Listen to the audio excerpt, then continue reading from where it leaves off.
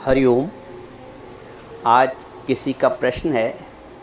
प्रश्न बड़ा विचित्र तरीके से पूछा गया है। हालांकि प्रश्न शाश्वत है, लोगों ने इसको और तरीक़ों से पूछा है, लेकिन आपने जो पूछा है, आपके शब्द हैं, किसी का प्रश्न है, हम लोगों का जगत में कब तक आना जाना लगा रहेगा। पूछते हैं कि हम लोगों का, यानी जीव का, मनुष्य का, हम लोगों का जगत में कब तक आना जाना लगा रहेगा। अब ये जो आपका प्रश्न है, नए ढंग से पूछा गया है और इसका नया उत्तर आप समझिए, नए ढंग से उत्तर भी समझिए इसका। आपका बैंक में तब तक आना जाना लगा रहेगा जब तक एक भी रुपया खाते में है। एक भी रुपया खाते में है तो आना जाना लगा रहेगा। पूछे कैसे? नहीं आप फिजिकली आए जाएंगे तो मैसेज आए जाएंगे, कभी लो बैलेंस का, कभी केवाईसी कराने के लिए, लेकिन आपका आना जाना बंद नहीं होगा। और जिस दिन आपने अपना सारा पैसा एक रुपया भी निकाल के खाता बंद कर दिया, आपको बैंक जाने की कोई ज़रूरत नहीं, कोई दौड़ भाग की ज़रूरत नहीं। लेकिन जब तक एक भी रुपया है खाते में, 1000 रुपया भी खाते में है, क्योंकि मिनिमम बैलेंस आजकल शायद 1000 5000 जो भी है, तो जो है, जब तक मिनिमम बैलेंस है तब तक आपको आना जाना पड़ेगा। आपको मैसेज का आदान प्रदान होता रहेगा, आप छूट नहीं सकते। वैसे ही जब तक आपके जगत रूपी बैंक में एक भी कर्म का खाता है, जगत रूपी बैंक में और मैं रूपी खाते में, जो खाते का नाम है वो मैं, जगत रूपी बैंक में, मैं रूपी खाते में एक भी कर्म है कि मैं कुछ करता हूँ, मैं कुछ हूँ, तब तक आना जाना लगा ही रहेगा। फिर समझिए, प्रश्न ये है कि हम कब तक जगत में आते जाते रहेंगे, कब बंद होगा, कब इस चक्र से बाहर आएंगे। उत्तर इसका व्यवहारिक दृष्टिकोण से, सांसारिक दृष्टिकोण से, कि जब तक बैंक खाता बंद नहीं हुआ है, खाते में एक भी रुपया है, एक मिनिमम बैलेंस है, तब तक हम बैंक से पीछा नहीं छुड़ा सकते। हमको आना जाना पड़ेगा या मैसेज आते जाते रहेंगे। एक तो बात ये। दूसरा उदाहरण कि जब तक आप अपने ऑफिस से रिटायरमेंट नहीं ले लेते, तब तक आपको आना जाना पड़ेगा ऑफिस। आप बच नहीं सकते। आप बच तभी पाएंगे जब रिटायरमेंट ले लेंगे। इसी को भगवान ने संन्यास बोला है, कर्म संन्यास योग। जब कर्मों से संन्यास हो जाता है, यानी अकर्तापन का भाव स्थित हो जाता है। नानक जी ने इसी को बोला। देखो, एक ही प्रश्न के कितने ढंग से उत्तर हम ले सकते हैं। नानक जी ने इसी को बोला है, जब लग जाने मैं कुछ करता, तब लग गर्भ योनि में फिरता। जब जाने मुझते कुछ होए, तब तक उसकहु सुख नाही होए।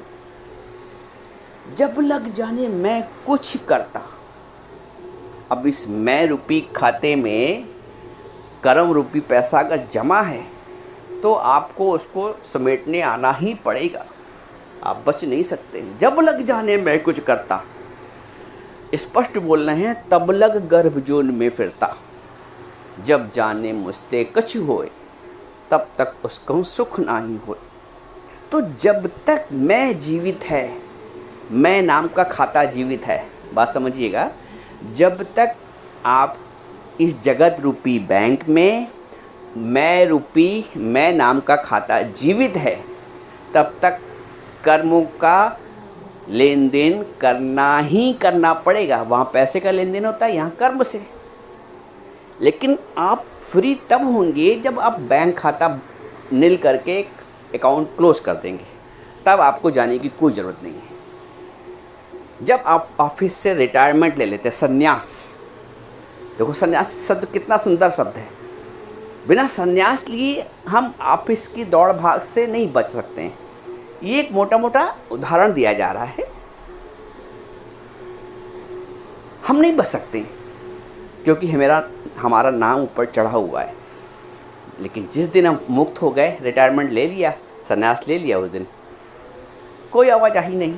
तो जगत में तब तक आवाजाही है जब तक नाम चढ़ा हुआ है मेरा, मैं हूँ और मैंने ये किया है। मैं और मैं करता हूँ, ये दो रोग हैं, अहमता ममता और कर्ता है। तीसरा कर्तापन, अहमता मैं हूँ, ममता मेरा है, और तीसरा कर्तापन। जब ये तीनों समाप्त हो जाते हैं, ऐसे ही 3 गुण हैं, भगवान ने गीता में बोला। भगवान कहते कारणम गुण संगो असद असद योनि जन्मसु। जब तक सत कर्म या बद कर्म है, वो तुम्हारी सद योनि या असद योनि में, यानी ऊंच योनि में या नीच योनि, निम्न योनि में जन्म मरण कराते ही रहेंगे। गुण कौन से गुण? सत्वगुण, रजोगुण, तमोगुण। इसलिए भगवान अर्जुन से कहते हैं कि त्रिगुणातीत हो जाओ, यानी तीनों गुणों से परे हो जाओ, अतीत हो जाओ। क्योंकि ये तीनों गुण तुम्हें बांधे रहते हैं, मैं के बंधन में बांधे रहते हैं। कभी कोई सत्कर्म करवाता है गुण, कभी बदकर्म करवाता है। तो जो जैसा कर्म होता है वैसे वैसे, यहाँ तक कि यदि मान लीजिए, हम एक मिसाल लेते हैं, मान लीजिए आपने जीवन में कभी कोई बुरा कर्म नहीं किया। एक मानने की बात है, मान लीजिए आपने जीवन में कभी कोई बुरा कर्म नहीं किया, सबकी मदद की, सबका सहयोग किया, सबके साथ लेन देन अच्छा किया, सबके साथ व्यवहार अच्छा किया, कोई अपराध ऐसा कार्य नहीं किया, तो क्या होगा? ऐसे सत्कर्म वाले खाते में स्वर्ग की प्राप्ति हो जाएगी। भगवान क्या कहते हैं? ते तम भुक्त्वा स्वर्ग लोकम विशालम क्षीणे पुणे मर्त लोकम विशंति। कितना स्पष्ट! जो लोग स्वर्ग की कामना करते हैं ना कि मुझे स्वर्ग मिल जाए, भाई फलाना स्वर्ग चला गया। स्वर्ग कोई समस्या का हल नहीं है, ये समझ लो। स्वर्ग कोई समस्या का हल नहीं है। ते तम भुक्त्वा, भगवान कहते ते तम भुक्त्वा स्वर्ग लोकम विशालम। वो अपने जो पुण्य कर्म है उसको स्वर्ग लोक में भुगत कर, उसको भोग करके, ते तम भुक्त्वा, उसको भोग करके अच्छे कर्मों को, ते तम भुक्त्वा स्वर्ग लोकम, स्वर्ग लोक में विशालम क्षीणे पुणे। और जब वो क्षीण हो जाता है पुण्य जो भी था, मृत्यु लोक में आते हैं। क्षीणे पुणे मर्त लोकम विशंति, वो मृत्यु लोक को प्राप्त हो जाते हैं। तो कितना स्पष्ट भगवान बता रहे हैं, ते तम भुक्त्वा स्वर्ग लोकम विशालम क्षीणे पुणे मर्त लोकम विशंति। तो सत्कर्म भी तुम्हें मोक्ष नहीं दे रहे हैं, स्वर्ग दे रहे हैं। लेकिन भगवान कहते हैं जो लोग स्वर्ग को पा जाते हैं वो अपने स्वर्ग के पुण्यों को भोग करके फिर मर्त लोक में आ जाते हैं। तो छुटकारा तो मिला नहीं, छुटकारा तो मिला नहीं। हमें चाहिए छुटकारा आने और जाने से। जैसे वो पूछ रहे हैं कि हम कब तक आते जाते रहेंगे जगत में, तो हमें आने और जाने से छुटकारा चाहिए।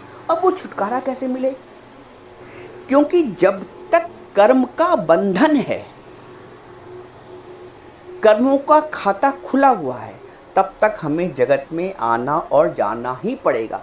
जब तक कर्मों का खाता खुला है, जगत में आना जाना ही पड़ेगा।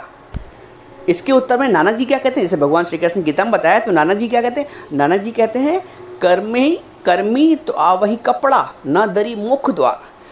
कर्म करोगे तो कपड़ा मिलेगा, अर्थात शरीर मिलेगा, जन्म और मरण मिलेगा।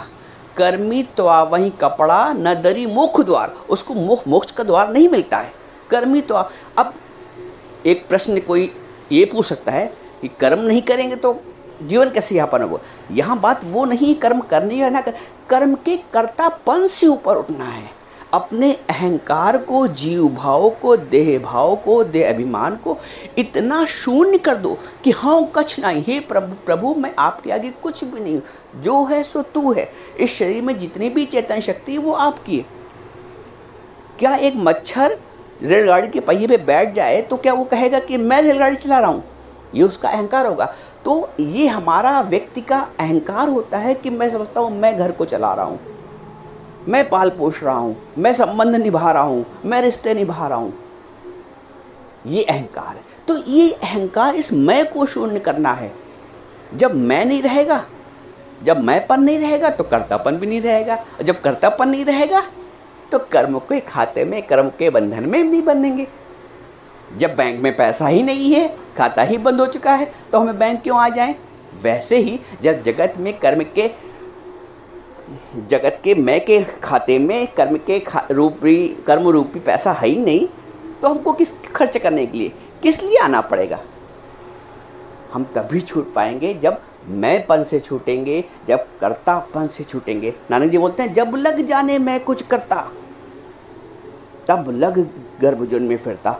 तो ये बात भूल जाओ कि मैं कुछ हूँ, मैं था तब हरि नहीं। जब जब आप अपने आप को प्रेजेंट करेंगे, आप हरि को खो देंगे। लेकिन जब आप हरि को, अरे भगवान ने बनाया, अरे रोटी कैसे बनी, खाना कैसे बना, अरे सब प्रभु के बनाया, मैंने बनाया, मैंने पाला, मैंने पोषा, मैंने इतना किया, वहाँ वो अहंकार है, वहाँ वो बंधन है। तो मैं और मेरेपन से और कर्तापन से ऊपर उठना है। क्योंकि ये जो मनुष्य जन्म है ना, ये बहुत दुर्लभ है। आप कल्पना करिए कि 84 लाख योनि, कितने प्रकार के कीट बने होंगे, कितने प्रकार के पशु पक्षी, कितना बन गया है। भगवान ने इसको गीता में बोला है कि बहुनाम जन्म नामन्ते ज्ञानवान माम प्रपद्यते। बहुत जन्मों के अंत में, बहुनाम जन्म नामन्ते ज्ञानवान माम प्रपद्यते, बहुत जन्मों के अंत में ज्ञानवान मुझे प्राप्त करता है, मुझे तत्व से जानता है। तो हम सब अधिकारी हैं, क्योंकि मनुष्य की योनि मिली है और सतगुरु की प्राप्ति हुई है, जो हमें तत्व का दर्शन कराता है, तत्व का ज्ञान देता है। तो क्यों ना हम उसकी शरण में जाके तत्व का ज्ञान प्राप्त करें और अपने मैं केपन से, मेरेपन के बंधन से, कर्तापन के बंधन से मुक्त हों। और तभी हम इस सर्कल से, जन्म और मरण के चक्र से बाहर आ पाएंगे। एक बार क्या हुआ, कपिल मुनि की माता जी ने, माता देवहूति, कपिल मुनि की माता जी, माता देवहूति ने कपिल मुनि अपने पुत्र से प्रश्न किया। देखिए यहाँ पे माँ पुत्र से ज्ञान ले रही हैं। ज्ञान लेने की कोई आयु नहीं होती है, छोटा भी ज्ञान दे सकता है बड़े को। तो माता ने पुत्र से ज्ञान प्राप्त किया।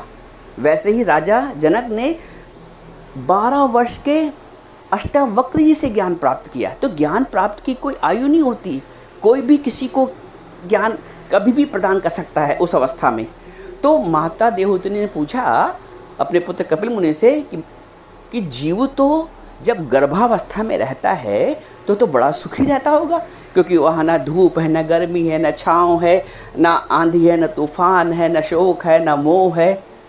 कपिल मुनि ने कहा, नहीं माँ, जीव जब गर्भावस्था में रहता है उसको इतनी अधिक वेदना होती, इतनी अधिक पीड़ा होती है कि उसका वर्णन नहीं किया जा सकता। 7वें वर्ष आते आते जीव में जो इतनी कष्ट होते हैं उस शिशु को जो अंदर गर्भस्थ है, इतने सूक्ष्म जीवाणु उसको काटते रहते हैं।